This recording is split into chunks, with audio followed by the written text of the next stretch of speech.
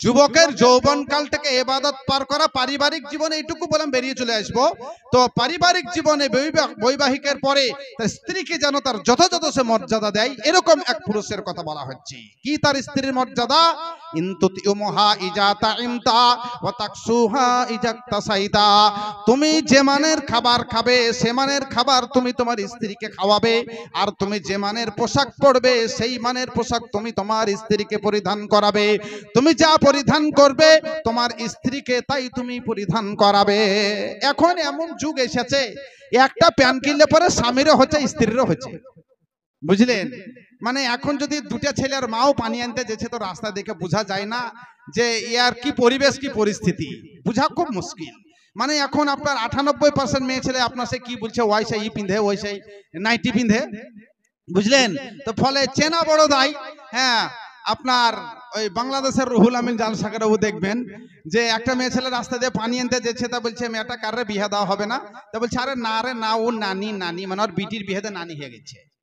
তো বলতে চাচ্ছিলাম যে আপনার স্ত্রীকে এমন কিছু পোশাক পরাবেন না যাতে করে বা আপনার স্ত্রীর উপরে লানত হয়। মানে প্যান্ট শার্টের বা কথা বলছি, আরো অনেক কিছু যেগুলো শরীয়ত মোটেই সাপোর্ট করে না। আপনার ঈদের টাইমে আপনি ওই পোশাক টাকা দিয়েও কিনে দিবেন না। আমি বলতে চাচ্ছিলাম ও শাবুন নাসা ফি ইবাদাতিল্লাহ, সেই যুবক যেই যুবক নিজের যৌবনকালটাকে ইবাদতের উপরে, আল্লাহর সন্তুষ্টির জন্য আল্লাহর ইবাদতের উপরে যৌবনকালটাকে সে পার করে দেয়। আল্লাহ বলছেন কুল ইন্না সলাতি ওয়া নুসুকি ওয়া মাহইয়ায়া ওয়া মামাতি লিল্লাহি রাব্বিল আলামিন। সূরা আনআম 162 নম্বর আয়াতে আল্লাহ বলেন, হে যুবক তুমি বলো আমার নামাজ, আমার রোজা, আমার হজ, আমার যাকাত, আমার কুরবানি, আমার জীবন, আমার মরণ লিল্লাহি রাব্বিল আলামিন। হে মুমিন ও মুমিনা বলো এগুলো সব হচ্ছে আমার আল্লাহ রাব্বুল আলামিনের জন্য। সব কিছু, আমার বেঁচে থাকা, আমার জীবন, আমার মরণ, আমার টাকা, আমার পয়সা, আমার নামাজ, আমার নুসুকি মানে ইবাদত, আমার কুরবানি। নুসুক মানে কুরবানি শুধু খাস নয়। আমি মাওলানা আব্দুল গাফফার সাহেবকে একবার ফোনে জিজ্ঞাসা করেছিলাম, মাওলানা তখন বেঁচে ছিলেন, এখন তো মারা গেছেন, যে মাওলানা নুসুকের ব্যাখ্যা কি করব? মাওলানা বলছিলেন যে নুসুক মানে কুরবানি তথা যে কোনো আম ইবাদতকেও বলা যেতে পারে। তো নুসুকি কুরবানি তথা যে কোনো ইবাদত লিল্লাহি রাব্বিল আলামিন, এগুলো হচ্ছে সব কিছু আমার আল্লাহ রাব্বুল আলামিনের জন্য, আমার বেঁচে থাকা আল্লাহর জন্য, আমার মরে যাওয়া আল্লাহ রাব্বুল আলামিনের জন্য। ভাই আমার বন্ধুরা, আমি একটা ঘটনা আপনাদের সামনে তুলে না ধরলেই নয়, 1000 বার আপনারা শুনেছেন, কিন্তু এই হাদিসটা পড়লে এই ঘটনাটা যেন বলতেই হবে, সকল আলেমকেও এটা বলতে হয়। আর এই জায়গাটা এটাতে এই ঘটনাটা বলাটা একান্ত জরুরি, এই কথাটা বলে দিতেই হয়, যদিও আপনারা 1000 বার শুনেছেন এই ওয়াজটা। ও শাবুন নাসা ফি ইবাদাতিল্লাহ, যেই যুবক নিজের যৌবনকালকে আল্লাহ রাব্বুল আলামিনের ওয়াস্তে পার করে দেয়, অর্থাৎ হযরতে হানজালা রাদিয়াল্লাহু তাআলা আনহু, তিনি যে আল্লাহ রাব্বুল আলামিনের ভালোবাসায় সামাজিক জীবনের ইবাদত করতে গিয়ে, সমাজ ব্যবস্থাকে আপনার ঠিক রাখতে গিয়ে, সমাজ ব্যবস্থার উপরে তিনি দাঁড়িয়ে থাকতে গিয়ে নিজের যৌবনকালের আপনার বয়সটাকে, নিজের শরীরটাকে, নিজের বডি খানাকে আল্লাহর রাস্তায় তিনি শহীদ করে দিয়েছিলেন। বন্ধুগো আমার, হযরতে আবু তালহা, হযরতে হানজালা রাদিয়াল্লাহু তাআলা আনহু থেকে শুরু করে একাধিক সাহাবাগণ আল্লাহর রাসূলের কাছে গিয়ে বললেন, ইয়া রাসূলুল্লাহ, ইয়া হাবিবাল্লাহ, ওগো প্রিয় নবী আমার, ওগো আল্লাহর রাসূল, আমরা নিয়াত করেছি দিনেতে রাখিব রোজা আর রজনীতে কাজে মো থাকিব সদা ইবাদত বন্দেগীতে। প্রিয় নবী গো আমার, বিবাহ শাদী করব না। বিবাহ শাদী করলে পরে আমরা দুনিয়া দুনিয়া করে পাগল হয়ে যাব। আর আল্লাহ রব্বুল আলামিনের নবী গো, আমরা সারা দিন রোজা রাখবো আর সারা রাত ধরে আমরা নামাজ আদায় করব, সন্তানাদি নিব না। আমরা ইবাদতের উপরে সারা জীবনটাকে, যৌবনকালটাকে আল্লাহর আপনার ইবাদতের উপরে আমরা পার করে দিব। আল্লাহ রাসূল বলেন, বিবাহর যারা করে না তাদের ব্যাপারে লা রুহবানিয়াতা ফিল ইসলাম, লা রুহবানিয়াতা ফিল ইসলাম, ইসলামের ভিতরে বৈরাগ্য নীতি নাই। বিবাহ করবে না এ নীতিকে ইসলাম সাপোর্ট করে না। সাহাবায়ে কেরাম বিবাহ করার জন্য প্রিপারেশন তিনারা নিলেন। বিশেষ করে হযরতে হানজালা রাদিয়াল্লাহু তাআলা আনহু, তিনিও বিবাহের জন্য প্রস্তুতি নিলেন। জামিলা বলে একটি মহিলা, হযরতে জামিলাকে তিনার পছন্দ হয়ে গেল। হযরতে হানজালা জামিলাকে তিনি বিবাহ করলেন। জামিলার সঙ্গে হযরতে হানজালা তিনি যখন বিবাহ বন্ধনে আবদ্ধ হলেন, হযরতে হানজালা নিজের বিবিকে নিয়ে তিনি বাসর ঘরে গেছেন আর বিবির সামনেকার চুল ধরে তিনি দোয়া পড়ছেন, আল্লাহুম্মা ইন্নী আসআলুকা খায়রাহা ওয়া খায়রা মা জাবালতাহা আলাইহি ওয়া আউযু বিকা মিন শাররিহা শাররি মা জাবালতাহা আলাইহি। বাসর ঘরে যখন ঢুকিয়াছিলেন দোয়াটা পড়িয়াছিলেন তো নাকি? ওয়াম বলল সে মনে ছিল না, ও জানিও না। শুধু বাসর ঘরে বলে নয়, আপনি বাড়িতে যদি কোনো একটা আপনার কোনো কিছু নিয়ে আসেন, সেটারও আপনার সামনেকার চুল ধরে তার ভালাইয়ের জন্য এই দোয়া পড়তে হবে। তো বলতে চাচ্ছিলাম, হযরতে হানজালা রাদিয়াল্লাহু তাআলা আনহু বিবির কপালের চুল ধরে তিনি এই দোয়া পাঠ করার পরে এ গলাগলি কলাকলি, এ গলাগলি কোলাকলি ছিল দুজনায়। হঠাৎ আওয়াজ হলো, শোনো গো সবাই, আল্লাহর দরদি যারা আছো মদিনাতে, তরাই করিয়া এসো ইসলাম রক্ষিতে। মদিনাকে ঘিরে ফেলিয়াছে কাফেরেরা, উচিত হবে না কারো ক্ষণে দেরি করা। এ কথা শুনিল যবে হানজালা সুবীর, অর্ধনাকে ছেড়ে দিয়ে হাতে শামশির। বলিলেন, প্রিয় তোমা কি হলো হঠাৎ, হঠাৎ আমাকে ছেড়ে তালুয়ারে হাত। বলিলেন হানজালা, বিবি শুনোনি কো তুমি, ডাক দিয়াছেন নবী কি করিব আমি। হযরতে হানজালা বিবিকে নিয়ে বাসর ঘরে তিনি আছেন। এমত অবস্থায় কাসেদের মারফতে ডাক দেওয়া হলো, কারা আছো মদিনার মাটিতে, তোমরা তাড়াতাড়ি বেরিয়ে চলে এসো, জিহাদের ময়দানে বেরিয়ে যেতে হবে। হযরতে হানজালা এ আওয়াজ শোনার পরে বিবিকে ছেড়ে তিনি বেরিয়ে যাবেন। এমত অবস্থায় হযরতে জামিলা তিনার স্ত্রী বলছেন, স্বামী গো আমার, আপনি আমাকে এভাবে ছেড়ে কেন চলে যাচ্ছেন? হযরতে হানজালা বলছেন, জামিলা রে, আল্লাহর রাসূলের পক্ষ থেকে ডাক এসেছে, মদিনার জন্য আমাকে বেরিয়ে যেতে হবে। ওহদের প্রান্তে আমি বেরিয়ে যাব, জামিলা তুমি আমাকে সুবিধাই দিয়ে দাও। হযরতে জামিলা তার স্বামী হানজালাকে বলছেন, স্বামী জান, আপনার সঙ্গে যখন আমার বিবাহ শাদীর যখন সবকিছু কথাবার্তা ফাইনাল হয়ে যায়, ডেট যখন রেডি হয়ে যায়, মনের মণিকোঠাতে অনেকগুলো কথাকে আমি জমা করে রেখেছি। স্বামী, সমস্ত কথাগুলোকে বাসর রাত্রে আপনাকে খুলে খুলে বলবো। স্বামী গো আমার, কমসে কম আজকের রাত্রি আপনি আমাকে সময় দিন। জীবনের বহু কথা, জীবনের বহু কথা রেখেছি গোপনে, বলিতে পারিনি আমি লজ্জার কারণে।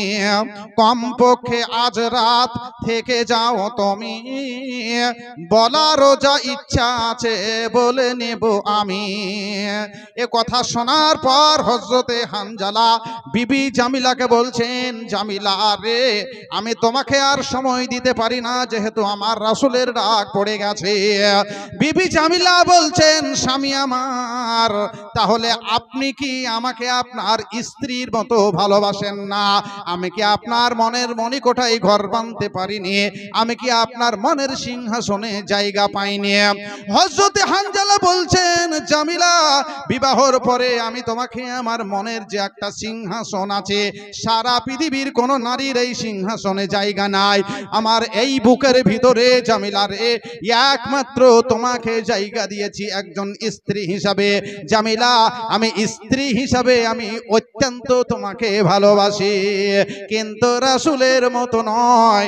জামিলা, তোমাকে আমি কত ভালোবাসি তুমি শোনো শোনো। এ তুমি আমি তুমি, এ তুমি আমি তুমি, এই দুটি ফুল উভয়ের সুরভিতে উভয়ে আকল। তুমি আমি তুমি, তুমি আমি তুমি, এই দুটি হাসি প্রাণে প্রাণে একই প্রাণ দিবানিশি ভাসি। তুমি আমি তুমি, তুমি আমি তুমি, এই দুটি ঢেউ অন্তর বাহির এক, পৃথক না কেউ। তুমি আমি তুমি, এই দুটি ছায়া, ছায়াই ছায়াই মিলে হয়ে এক কায়া। জামিলা, আমি তোমাকে আমার স্ত্রীর মতো এত ভালোবাসি, কিন্তু আমার রাসূলের মতো নয়।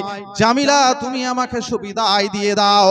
এ মমিন মিলে কমিনে কমিন, না মিলিতে পারে কভু কমিনে মমিন।